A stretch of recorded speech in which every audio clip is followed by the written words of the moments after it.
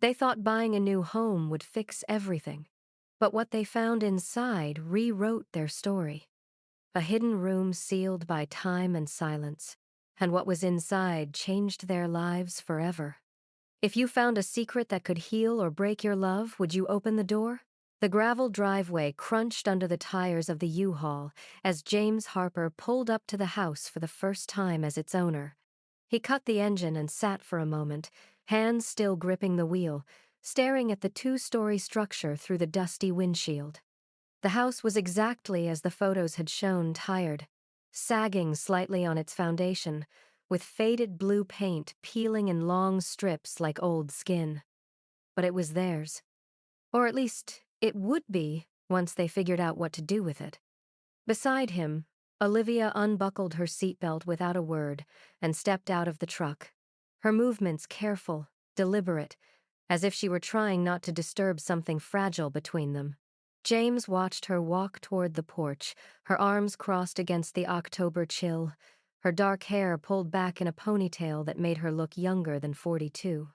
She used to smile when they arrived somewhere new. Now she just looked tired. The key stuck in the front door lock, rusted from years of disuse. James jiggled it, his jaw tightening with frustration, and Olivia stood behind him, silent, waiting.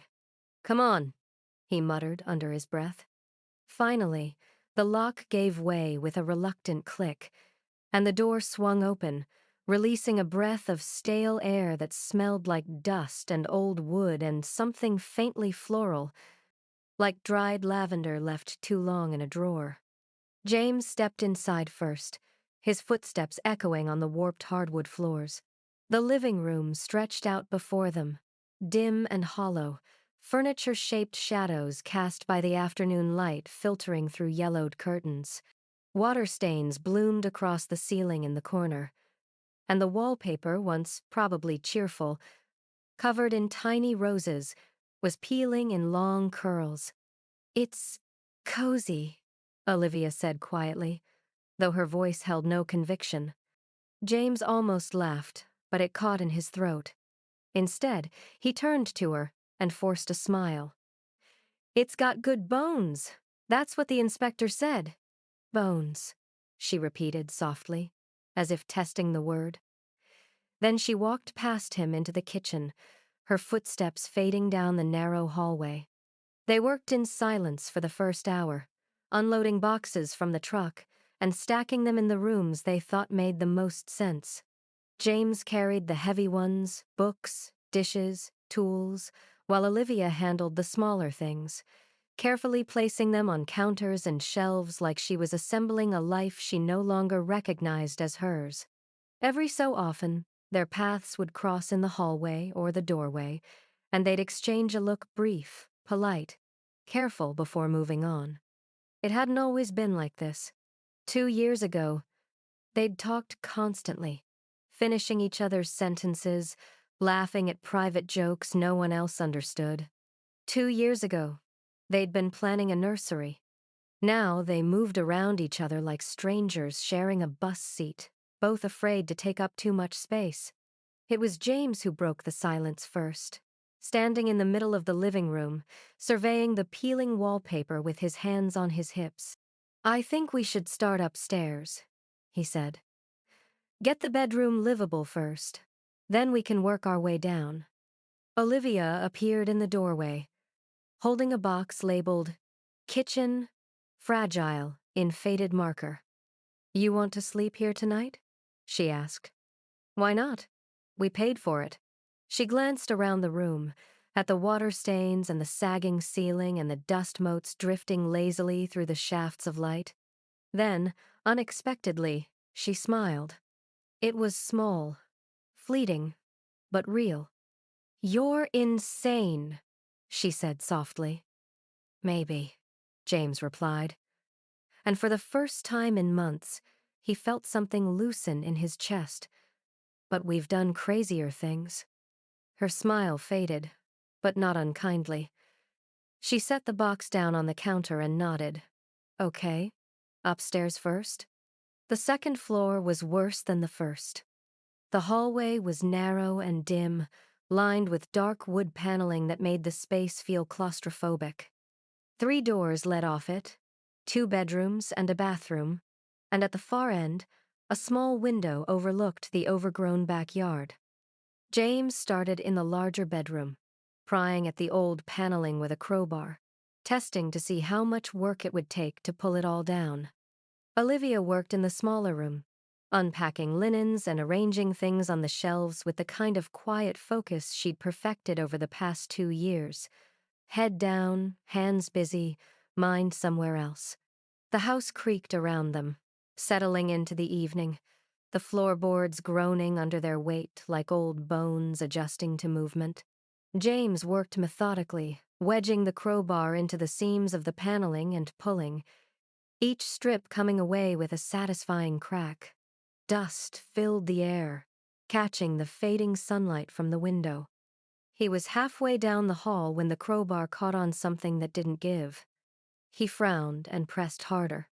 The panel shifted slightly, but instead of pulling free, it revealed a seam thin, barely visible, running vertically from floor to ceiling. James stopped. He ran his hand along the seam, tracing it with his fingers. It wasn't a natural break in the wood. It was deliberate. A line too straight, too clean. He pressed his palm flat against the wall, hollow. His heart quickened slightly, curiosity overriding caution. He knocked once, twice, and the sound echoed back empty, resonant. Wrong. Olivia, he called, his voice steady but edged with something he couldn't name. Footsteps approached from the other room. She appeared in the doorway, holding a folded blanket, her brow furrowed. What? James stepped back from the wall, gesturing toward the seam. Look at this. Olivia moved closer, setting the blanket down on the floor. She ran her hand along the same line he had traced, her fingers moving slowly, methodically. Then she knocked, just as he had, hollow. They looked at each other. There's something behind it, James said quietly. Olivia's expression shifted curiosity, unease, something else he couldn't quite read. Why would someone wall off part of a hallway? She asked. James didn't answer, because he didn't know. But as he stood there, staring at the seam in the wall, he felt the house shift around them, not physically, but in some subtle, indefinable way, like it had been waiting. And now, finally, someone had noticed. They stood in the hallway for a long moment, both staring at the seam in the wall. The house had gone quiet around them, as if holding its breath. James ran his hand along the line again, tracing it from the floor to the ceiling, his fingers catching on the faint ridge where the paneling didn't quite meet. It's too perfect, he said quietly. Someone built this on purpose. Olivia crouched down, pressing her palm against the baseboard where the seam began. Why would anyone do that? She asked, more to herself than to him. James didn't answer. He was already moving, heading back to the bedroom where he'd left his toolbox. By the time he returned, Olivia had pulled out her phone and was scrolling through the photos the realtor had sent them, the listing images, the floor plan, the property disclosure. Look, she said, holding the phone up so he could see the screen. This hallway should be longer. According to the blueprint, there's at least another 3 feet of space here. James leaned in, comparing the image to the physical wall in front of them. She was right. The hallway ended too soon. So what's behind it? Olivia asked, her voice quieter now, edged with something James couldn't quite name. Curiosity, maybe, or unease. He set the toolbox down and pulled out a hammer and a flathead screwdriver. Only one way to find out. The paneling came away easier than James expected, the nails old and rusted, some of them barely holding. He worked carefully, prying each strip loose and setting it aside, revealing the drywall beneath. Olivia stood a few feet behind him, arms crossed, watching. What if it's just, I don't know, a structural thing? She said. Like, maybe they had to seal it off because of mold or something. James paused, glancing back at her. Then we'll deal with it. Better to know now than later. Oh. She nodded, but didn't move closer. He turned back to the wall and wedged the screwdriver into a gap in the drywall, pulling it away in chunks. Dust filled the air, catching the fading evening light from the window at the end of the hall. And then, behind the drywall, he saw it. A door. It was narrow, barely 3 feet wide, painted the same faded white as the rest of the hallway. But it had been sealed not with drywall or plaster, but with a simple bolt, rusted but intact, locked from the outside. James stared at it, his pulse quickening. "Olivia," he said quietly. She stepped forward, her breath catching when she saw the door. "Oh my God!" James reached out, his fingers brushing the bolt. It was cold, rough with age. "Someone locked this from out here," he said. "Not from inside." Olivia's brow furrowed. "Why would you lock a door from the outside in your own house?" James didn't have an answer. He looked at her, and for the first time in months, he saw something other than distance in her eyes. Fear, maybe, but also something else. Curiosity. "Do you want to open it?" he asked. Olivia hesitated, chewing on her lower lip the way she always did when she was thinking. Then, slowly, she nodded. "Yeah, I do." The bolt resisted at first, stuck with rust and years of disuse. James had to work it back and forth, his hands straining, until finally it slid free with a metallic groan. He glanced at Olivia one more time. She nodded. He pushed. The door swung inward, releasing a breath of stale air that smelled faintly of lavender and old paper, like the inside of a chest that hadn't been opened in decades. The space beyond was small, no larger than a closet, lit only by the dim hallway lights spilling in from behind them. James fumbled for his phone, turning on the flashlight and aiming it inside. The beam swept across the room, revealing walls lined with faded floral wallpaper, a low ceiling, and a wooden floor covered in a thin layer of dust. And in the center of the floor sat a wooden chest, its surface scratched and worn. Beside it, a stack of journals bound with fraying string. And on a small folding table pushed against the far wall, a reel-to-reel tape recorder, its spools empty, waiting. Olivia stepped forward, her breath shallow, and her gaze lifted to the wall above the chest. There, pinned with yellowed tape, was a black and white photograph. A young couple, maybe in their 30s, standing in front of a house. This house, James realized, smiling at the camera. The man held a baby in his arms, wrapped in a blanket, tiny fists curled against his chest. Olivia's hand flew to her mouth. "James," she whispered, her voice trembling. He stepped beside her, following her gaze to the photograph. The woman in the picture was young, her hair dark and pulled back in a simple bun, her smile soft and warm. And her face? James felt his stomach drop. She looked almost exactly like Olivia. Not identical, but close enough to be unsettling. The same strong jawline, the same dark eyes, the same way her mouth turned up at the corners when she smiled. Olivia took a step back, her hand still pressed to her lips, her eyes wide. "That's not possible," she breathed. James didn't respond, because he didn't know what to say.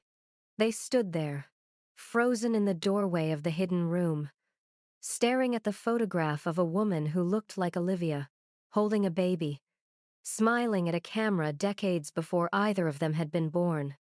And in the silence, the house settled around them with a low, groaning creak, as if it had been waiting for this moment all along. They didn't speak as they carried everything from the hidden room into the living room. James went first, cradling the wooden chest against his chest like it might break. Olivia followed with the journals, their pages brittle and yellowed, tied together with string that had frayed over the years.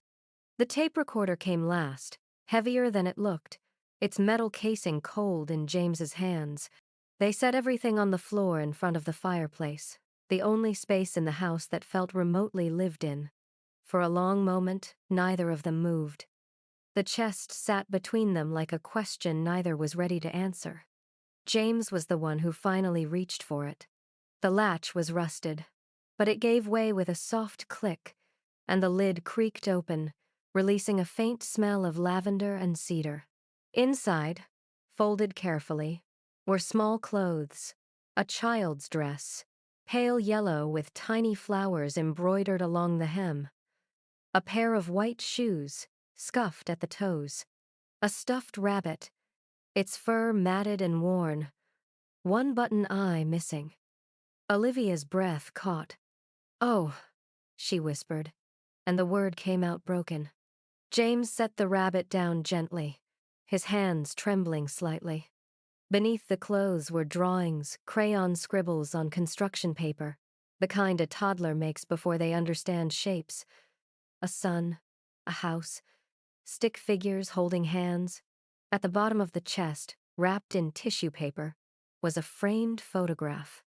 A little girl, maybe 3 years old, with dark curls and a gap-toothed smile, sitting on a woman's lap.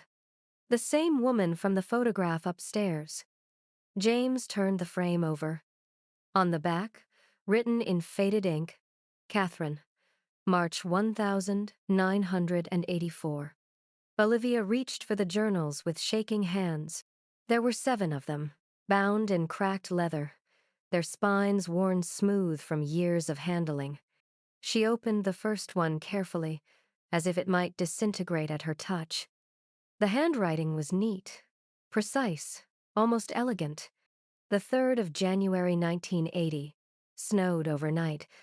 Thomas shoveled the walk before breakfast. Catherine helped, though mostly she just threw snowballs at the dog. She laughed so hard she fell over. I could listen to that sound forever. Olivia's throat tightened. She turned the page. The 14th of February 1980. Thomas brought me flowers. Catherine made a valentine for him out of construction paper. He cried when she gave it to him. He tries to hide it, but I see how much he loves her. I see it every day. James leaned closer, reading over her shoulder. The entries continued like that for Page's small, ordinary moments. Grocery lists, weather observations, notes about Catherine's growth, her words, her laughter. Then, abruptly, the tone changed. The 12th of August, 1984. She's gone. I can't write it. I can't say it, but she's gone. Olivia's hand trembled as she turned the page. The next entry was dated a month later. The 10th of September, 1984. Thomas says I need to let go. He says we can't keep living like this. But how do you let go of your child? How do you stop hearing her voice in every room? The entries grew shorter, more fractured. The 2nd of October, 1984. I set a place for her at dinner. Thomas didn't say anything. He just took the plate away after I went to bed.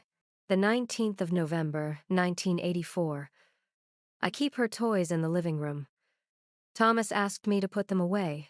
I told him no. He didn't ask again. The 25th of December, 1984. Thomas left today. He said he can't watch me disappear. He said I'm choosing her over him. But she's my baby. How can I choose anything else? Olivia closed the journal, her hands shaking. She looked at James, her eyes wet. She lost her daughter, Olivia said quietly. James nodded, his jaw tight. And then she lost everything else. Olivia reached for the 2nd journal, then the 3rd, her hands moving faster now, as if she couldn't stop. The entries became darker, more desperate. Eleanor wrote about hearing Catherine's voice in the hallway, about setting up the small room as a shrine, filling it with everything that had been hers, about locking the door from the outside so she wouldn't be tempted to stay inside forever. I know it's not healthy, she wrote in 1991. I know I'm supposed to move on, but I can't. I won't. If I let her go, what's left of me? The final journal was the thinnest, its pages mostly blank.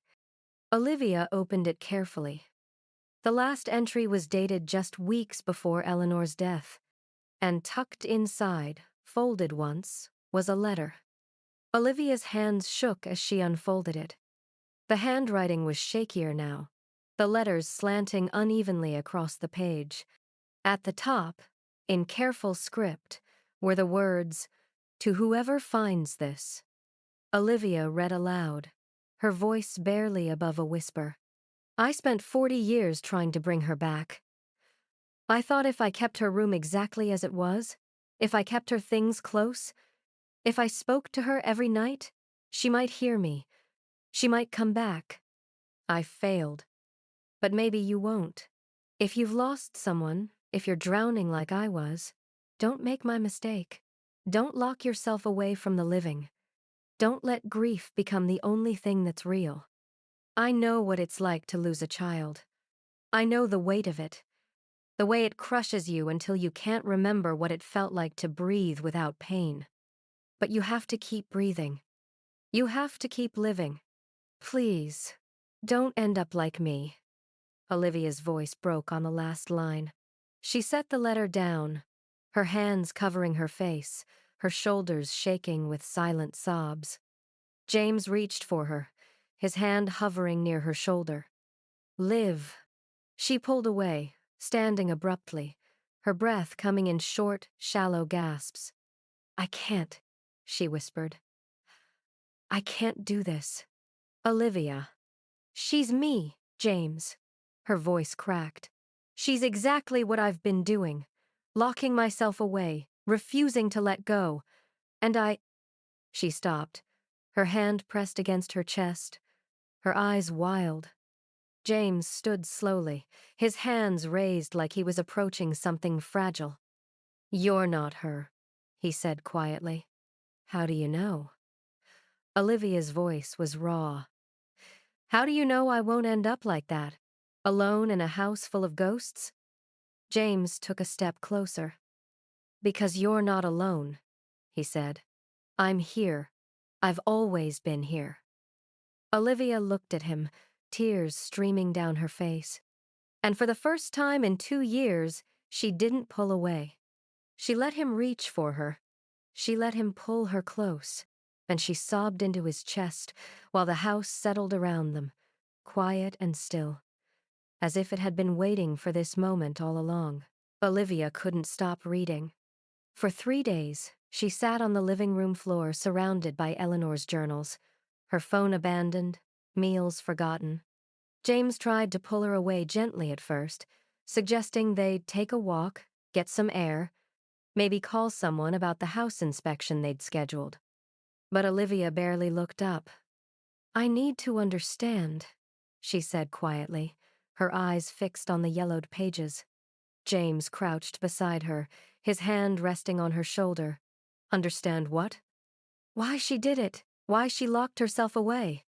Liv, you already know why. She lost her daughter. She couldn't. I need to know if she ever got out. Olivia interrupted, her voice tight. If she ever found a way to stop drowning. James didn't answer. Because they both knew she hadn't. Olivia read the journals in order, tracing Eleanor's descent year by year. In 1985, Eleanor wrote about planting a garden for Catherine, even though Catherine would never see it bloom. In 1987, she described sitting in the hidden room for hours, talking to the air, pretending Catherine was still there. By 1990, the entries had grown sparse, disjointed. I know Thomas was right. I know I drove him away, but I couldn't let her go. I still can't. If I forget her voice, what's left? If I stop missing her, does that mean she never existed? Olivia's hands trembled as she turned the page. She saw herself in every line. The way Eleanor clung to Catherine's memory like a life raft, even as it pulled her under. the way she shut out everyone who tried to help, convinced that grief was the only thing keeping her daughter alive. Olivia had done the same thing. For 2 years, she'd carried Lily's memory like a stone in her chest, too afraid to set it down, terrified that if she stopped mourning, she'd be betraying her daughter. And in the process, she'd pushed James so far away she'd forgotten what it felt like to be close to him. On the 4th night, James found Olivia sitting in the hidden room. She was curled on the floor, her back against the wall, holding Catherine's stuffed rabbit in her lap. The beam of his flashlight swept across her face, and he saw the tears streaming down her cheeks. "Liv," he said softly, stepping inside. She didn't look up. James knelt beside her, setting the flashlight on the floor so it cast a dim glow across the small space. For a long moment, neither of them spoke. Then Olivia's voice broke the silence, barely above a whisper. "I've been doing exactly what she did." James didn't respond, just waited. "I shut you out," Olivia continued, her voice cracking. "I locked myself away. I convinced myself that if I stopped thinking about Lily every second of every day, I'd be forgetting her. But I wasn't protecting her memory, James. I was just disappearing." Her breath hitched, and she pressed the rabbit against her chest, her shoulders shaking. "I'm so sorry." James reached for her hand, his fingers wrapping around hers. "I miss her too," he said quietly. Olivia looked at him, her eyes red and swollen. "I know you do, but I didn't know how to let you in. Every time you tried to talk about her, I felt like I was going to break apart. So I just stopped talking." "I know," James said. "But Liv, I'm still here. I've always been here, and I need you to come back to me." Olivia's face crumpled, and she leaned into him, burying her face against his shoulder. He held her while she cried, his arms wrapped tightly around her, as if he could hold her together by sheer force of will. And for the first time in 2 years, Olivia let herself believe that maybe she didn't have to carry this alone. Later that night, after Olivia had finally fallen asleep on the couch, James returned to the hidden room. He didn't know what he was looking for, maybe just a reason to understand why this woman's life had collided so violently with theirs. He picked up the tape recorder, turning it over in his hands. The spools were loaded with tape, but he hadn't pressed play yet. Now, sitting alone in the dim light, he did. The machine whirred to life, crackling with static, and then Eleanor's voice filled the small room. It was softer than James expected, tired but steady. "If you're listening to this, then you found the room. You found my shame, my failure." A pause. "I don't know who you are. Maybe you're someone like me, someone who lost a child and doesn't know how to keep living. Maybe you're just curious. Either way, I want you to know something." Another pause. Longer this time. "I had another chance. After Thomas left, after I spent years locked in this room, I got pregnant again. A boy. I carried him to term, and when he was born, I looked at him and felt nothing but terror." James's breath caught. "I couldn't do it again. I couldn't love him the way he deserved because I was too afraid of losing him. So I gave him up. I signed the papers 3 days after he was born and never saw him again." Eleanor's voice cracked. "I thought I was protecting him. I thought I was doing the right thing. But I know now that I was just protecting myself. And in the process, I lost everything." The tape continued, but James stopped listening. He stared at the recorder, his mind racing. Eleanor had another child, a son she gave up for adoption, which meant somewhere out there, Eleanor's son was still alive, maybe in his 30s or 40s now, with no idea his birth mother had spent decades locked in grief. James's hands shook as he rewound the tape and pressed play again, this time listening more carefully. Near the end, Eleanor said something that made his blood run cold. If you find this, and if you have the courage I didn't, maybe you can do what I couldn't. Maybe you can find him. His name is Daniel. Daniel Finch. Born the 12th of March, 1987. I left him at St. Mary's Hospital in Pittsburgh. James sat back, his heart pounding. Eleanor hadn't just left them a warning. She'd left them a mission. The next morning, James showed Olivia the tape. She listened in silence, her face pale, her hands folded in her lap. When it finished, she looked at him. "We have to find him," she said. James nodded slowly. "Yeah, I think we do. Not for Eleanor," Olivia added quietly. "For us." James frowned. "What do you mean?" Olivia looked down at her hands, her voice barely above a whisper. "Because if we can give her son the closure she never got, maybe we can learn how to give ourselves some too." James reached for her hand, squeezing it gently. And for the first time since they'd moved into the house, he felt like they were moving in the same direction. Together. Finding Daniel Finch was harder than they expected. James spent hours on the phone with St. Mary's Hospital in Pittsburgh, navigating automated menus and being transferred between departments that didn't seem to exist. Adoption records from 1,987 were sealed, the social worker explained patiently. Privacy laws, medical confidentiality. Unless Daniel himself initiated the search, there was nothing they could do. James hung up and rubbed his eyes, exhaustion settling into his bones. Olivia sat across from him at the kitchen table, her laptop open, scrolling through adoption reunion websites and message boards where people posted desperate pleas for information about birth parents. "There has to be a way," she said quietly, more to herself than to him. James leaned back in his chair, watching her. She'd barely slept in days, her hair pulled back in a messy bun, dark circles under her eyes. He recognized that look, the obsession, the need to fix something, anything, because it felt like the only way to survive. "Liv," he said carefully. "Maybe we should step back for a minute." She didn't look up. "We're close. I can feel it." "That's not what I mean." She stopped scrolling, her hands hovering over the keyboard. "Then what do you mean?" James hesitated, choosing his words carefully. "I mean, are we doing this for Eleanor? Or for us?" Olivia finally looked at him, her expression unreadable. "Does it matter?" "Yeah."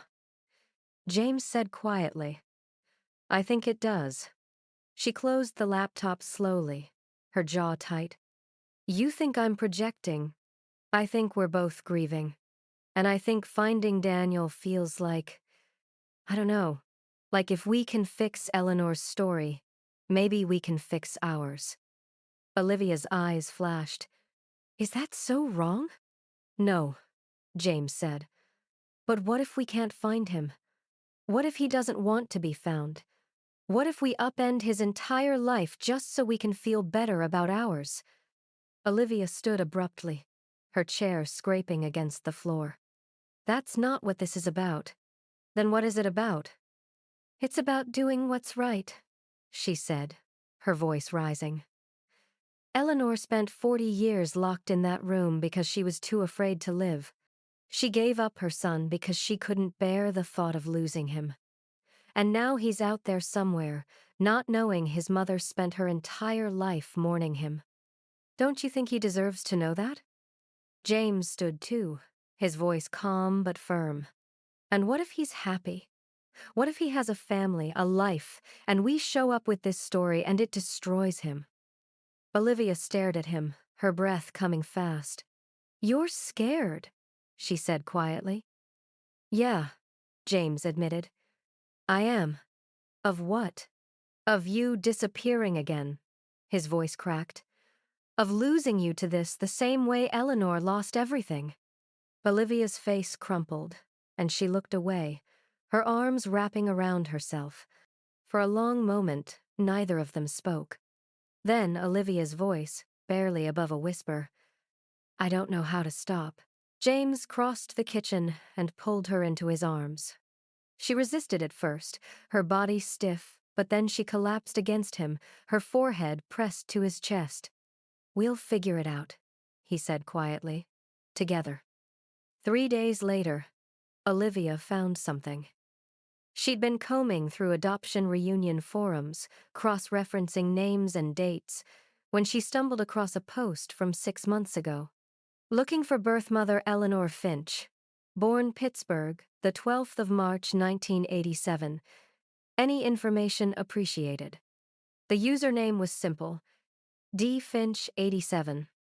Olivia's hands shook as she clicked on the profile. There were no photos, no personal details, just a brief bio. Searching for answers, hoping for closure. She called James over, her voice tight with barely contained emotion. "I found him." James read the post over her shoulder, his heart pounding. "Are you sure? The dates match. The location matches. It has to be him." James pulled out a chair and sat down beside her. "So what do we do?" Olivia stared at the screen, her cursor hovering over the send message button. "We tell him the truth." Olivia typed slowly, deleting and rewriting each sentence half a dozen times. Finally, she settled on something simple. "My name is Olivia Harper. My husband and I recently moved into a house in Pennsylvania that once belonged to Eleanor Finch. We found something we think you should see. If you're willing, we'd like to talk." She hit send before she could second-guess herself. Then she closed the laptop and looked at James. "What if he doesn't respond?" "Then we tried," James said. "That's all we can do." But they both knew it wasn't that simple. Because this wasn't just about Daniel anymore. It was about whether they could face the truth Eleanor had left behind, and whether they were strong enough to learn from it. The response came 2 days later. Olivia was in the hidden room, sitting on the floor with Catherine's stuffed rabbit in her lap, when her phone buzzed. She almost didn't look, but something made her reach for it. The message was short, direct, and impossibly real. "I've been looking for her my whole life. When can we meet?" Ah! Olivia stared at the words, her heart pounding so hard she could feel it in her throat. She stood slowly, her legs unsteady, and walked to the doorway where James was standing in the hall, watching her. "He wants to meet," she said quietly. James nodded, his expression unreadable. "Then we meet him." Olivia looked back at the hidden room at the chest, the journals, the photograph of Catherine on the wall, Eleanor's life, frozen in time, waiting for someone to finish the story. "Yeah," Olivia whispered. "We do." But as she turned off the light and closed the door, she couldn't shake the feeling that they were about to cross a line they couldn't uncross. That once they gave Daniel the truth, there would be no going back. For any of them. Daniel Finch arrived on a Thursday afternoon, driving a 10-year-old sedan that coughed black smoke when he turned off the engine. James watched from the window as Daniel climbed out tall, lean, maybe 37 or 38, wearing jeans and a flannel shirt that had seen better days. He looked nervous, his hands shoved deep in his pockets as he stood in the driveway, staring up at the house. James turned to Olivia, who was standing in the kitchen doorway, her arms crossed tightly across her chest. "He's here," James said quietly. Olivia nodded but didn't move. James walked to the front door and opened it, stepping onto the porch. Daniel looked up, and for a moment, neither of them spoke. Then Daniel walked forward, extending his hand. "James?" "Yeah." James shook his hand. "Come on in." They sat in the living room, the three of them arranged awkwardly on furniture that still smelled faintly of dust and disuse. Daniel's eyes kept drifting to the journals stacked on the coffee table, to the wooden chest sitting open beside the fireplace. "I don't even know where to start," he said quietly. Olivia leaned forward, her hands clasped in her lap. Your mother's name was Eleanor Finch. She lived in this house for most of her life. She lost a daughter, Catherine, in 1984. Daniel nodded slowly, his jaw tight.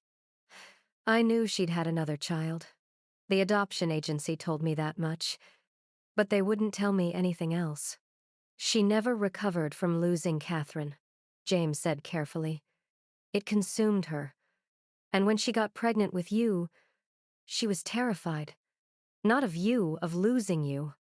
Daniel's eyes filled with tears, but he didn't look away. So she gave me up. She thought she was protecting you, Olivia said, her voice cracking. From herself, from her grief. She believed you'd be better off without her. Daniel looked down at his hands, his shoulders shaking. Was she right? Olivia's breath hitched. I don't know. They showed him everything. The journals, spanning decades of Eleanor's life, her early joy, her slow descent, her final desperate isolation. The hidden room, still untouched, with Catherine's belongings carefully preserved. The tape recorder, with Eleanor's voice crackling through the speakers, reading bedtime stories to a daughter who would never hear them.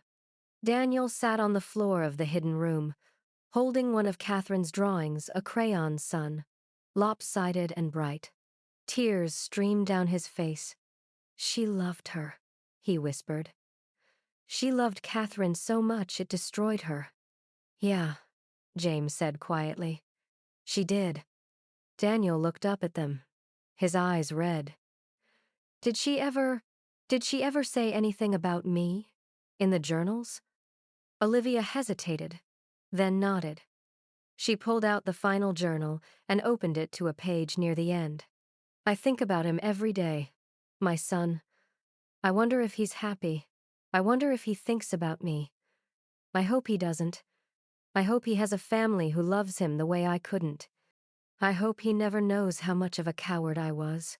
Daniel's face crumpled, and he pressed his hands to his eyes, his breath coming in ragged gasps. Olivia knelt beside him, her own tears falling. She loved you, Olivia said softly.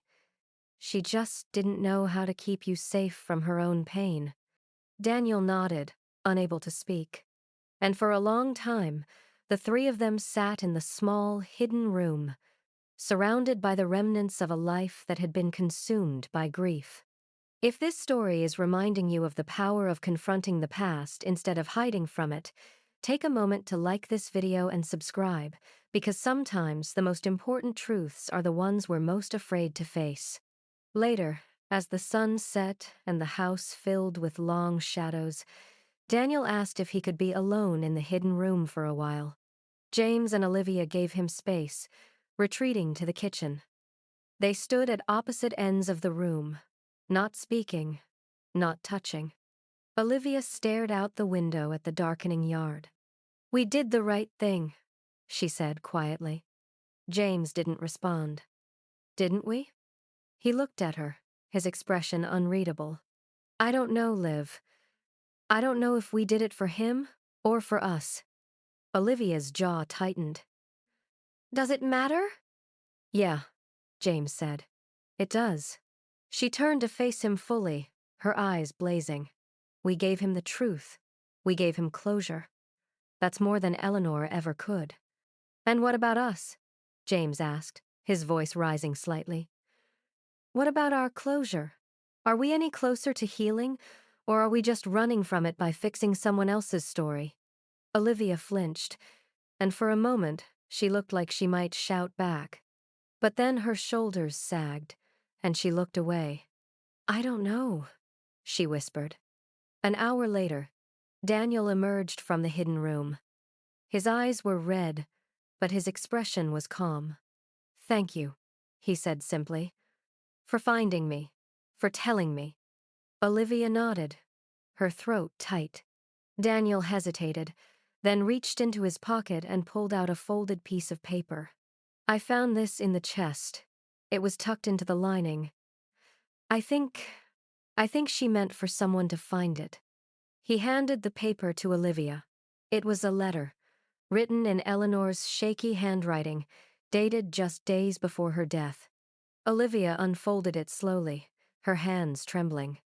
To whoever stays, if you're reading this, you found the room. You found my shame. But maybe you also found a reason to stay. Don't let grief take your home.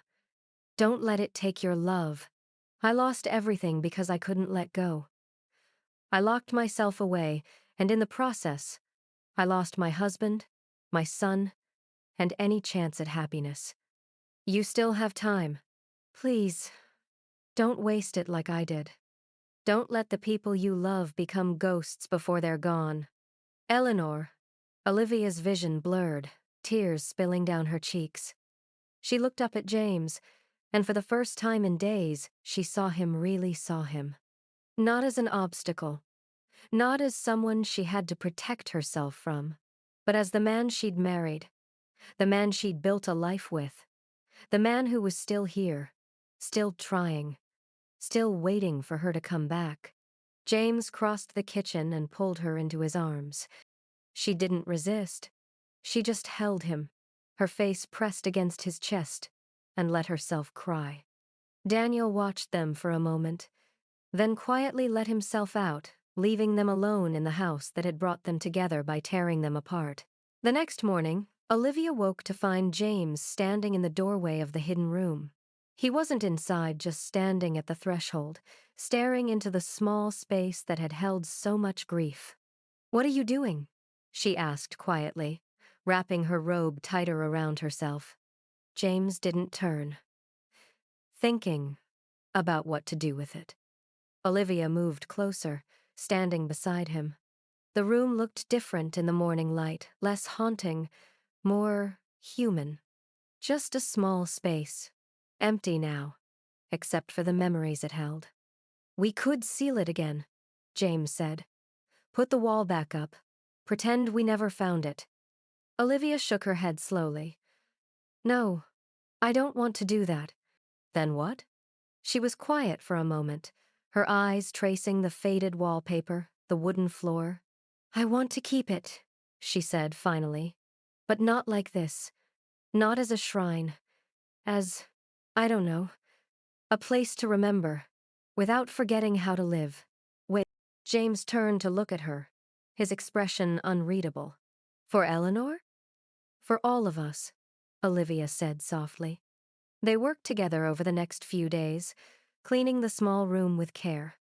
Olivia wiped down the walls, scrubbed the floor, opened the small window they hadn't noticed before, letting fresh air sweep through the stale space.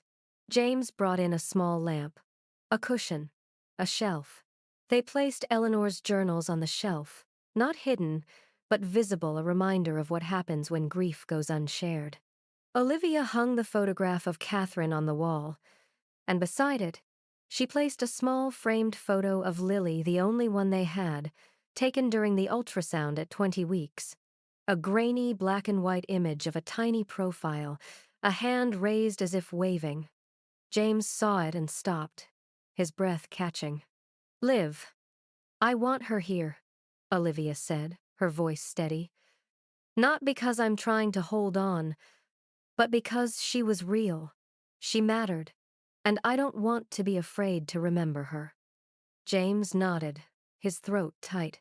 He reached out and touched the frame gently, his fingers trembling. "Yeah," he whispered. "She did."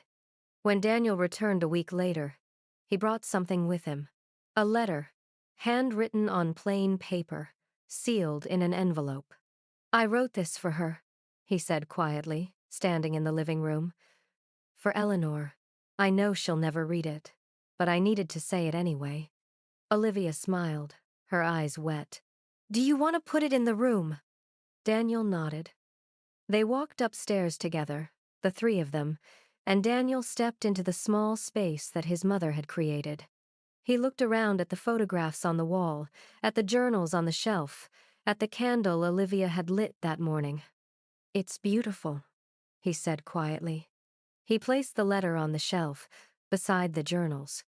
Then he stood there for a long moment, his head bowed.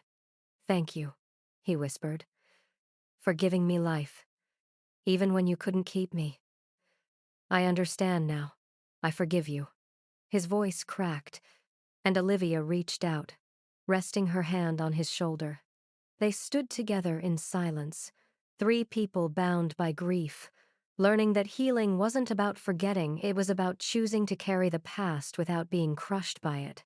That afternoon, they planted a tree in the backyard. A dogwood, small and young, its branches bare but strong. Daniel dug the hole while James held the sapling steady, and Olivia poured the water, watching as it soaked into the dark earth. "For Eleanor," Daniel said quietly, "and Catherine, and everyone who got lost along the way." Olivia looked at James, and he took her hand, squeezing it gently. "And for the ones who found their way back," she added. They stood together as the sun set, watching the tree's shadow stretch across the grass. It wasn't much, just a small tree in a small yard, but it was alive, and that was enough. Months passed.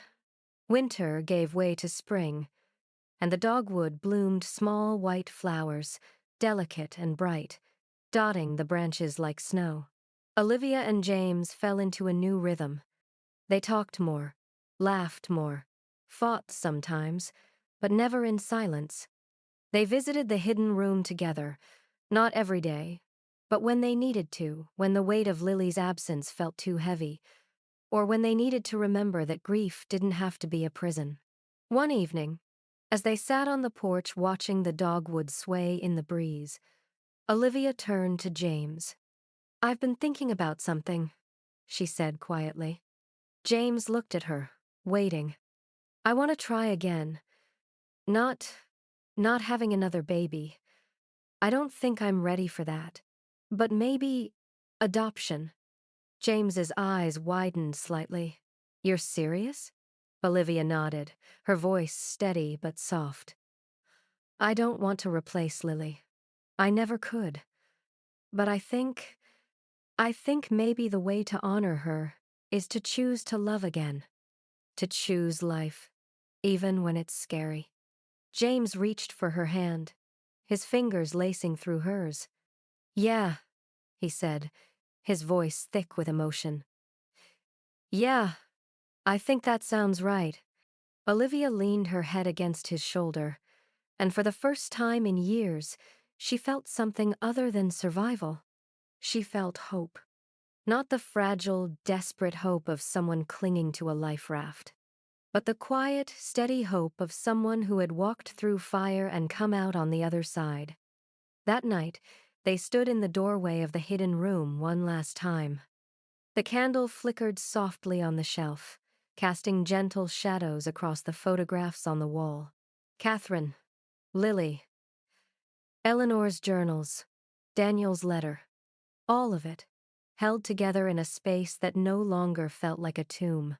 James turned off the light and closed the door gently. Not locking it, just closing it. "You ready?" he asked. Olivia nodded, slipping her hand into his. "Yeah, I'm ready." They walked down the hall together, their footsteps echoing softly on the old wooden floors. And behind them, the house settled into the quiet of evening, no longer haunted, no longer heavy. Just a house, just a home, waiting for the next chapter to begin. A year later, the house felt different. Not because they'd torn down walls or repainted every room, though they'd done some of that, but because it no longer held its breath. The windows stayed open now, even in winter, letting cold air sweep through the hallways, carrying away the staleness that had settled into every corner. Light found its way into places that had been dark for decades. And the house once heavy with grief it couldn't name had become something else. A home. Olivia stood in the kitchen, watching through the window as James helped a little girl climb the dogwood tree in the backyard. Sophie was 5, small for her age, with dark curls that bounced when she laughed. She'd been with them for 3 months now, and in 2 more, the adoption would be final. Olivia had been terrified at first. Terrified of loving someone new. Terrified of losing again. But James had reminded her of Eleanor's letter. You still have time. Don't waste it. So they'd chosen to try. And Sophie, bright, curious, fearless Sophie, had walked into their lives like sunlight breaking through clouds. That evening, after dinner, Sophie tugged on Olivia's hand. Can we go to the reading room? She asked, her eyes wide. Olivia smiled. Of course, sweetheart. The hidden room wasn't hidden anymore. They'd installed a lamp, a small bookshelf, a cushioned bench beneath the window. Sophie called it her reading room, and she spent hours there, surrounded by books and the soft glow of the lamp. She didn't know the room's history, not yet. Someday, when she was older, Olivia and James would tell her about Eleanor, about Catherine, about the grief that had once filled this space. But for now, it was just a room. A quiet place where a little girl could read and dream and feel safe. Olivia settled onto the bench beside Sophie, pulling a book from the shelf. Sophie curled up against her, her small hand resting on Olivia's arm. As Olivia began to read, her eyes drifted to the shelf behind them. Eleanor's journals, their leather spines worn and faded.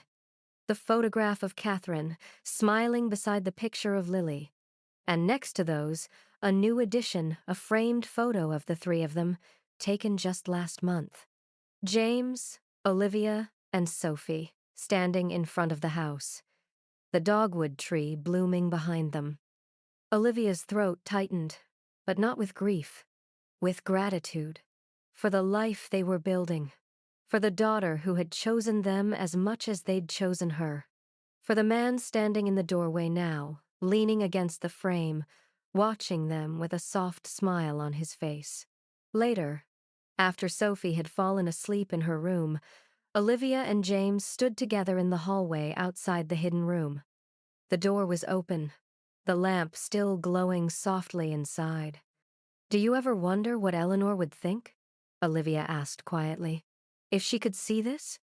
James slipped his arm around her waist, pulling her close.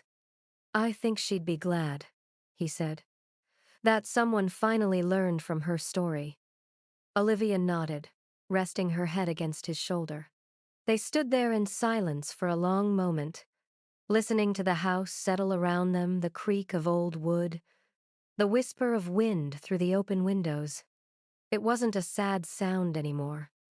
It was just the sound of a house that had lived a long time, carrying stories it would never forget. But now, those stories didn't weigh it down. They lifted it up. Outside, the dogwood tree swayed gently in the evening breeze, its white blossoms glowing faintly in the dusk. Beneath it, the earth was soft and dark, nourished by the roots that ran deep. And in the house, warm light spilled from every window, chasing away the shadows. James closed the door to the hidden room gently, his hand lingering on the handle for just a moment. Then he turned, taking Olivia's hand, and they walked down the hall together. Not running from the past, not trapped by it, just carrying it forward, with love. The house no longer kept secrets. It kept memories. And in the spaces where grief had once lived, there was room now for something else. Hope. Laughter. Life. Some walls we build are meant to protect us from pain, but they also keep out the light. Grief doesn't heal by being locked away. It heals when we're brave enough to open the door, let someone in, and choose love again. The past we leave behind isn't meant to haunt us. It's meant to teach us that even after everything falls apart, we can build something beautiful from what remains.